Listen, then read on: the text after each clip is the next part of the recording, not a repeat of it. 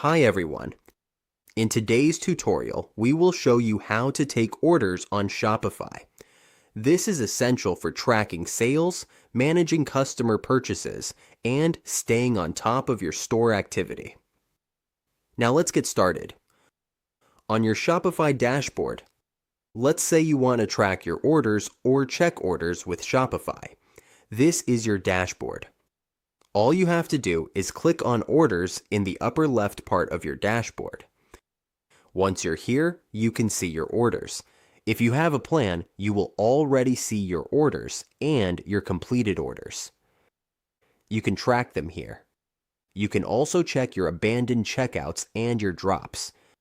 You can monitor all your orders here. This is the section where you can see all your shop orders.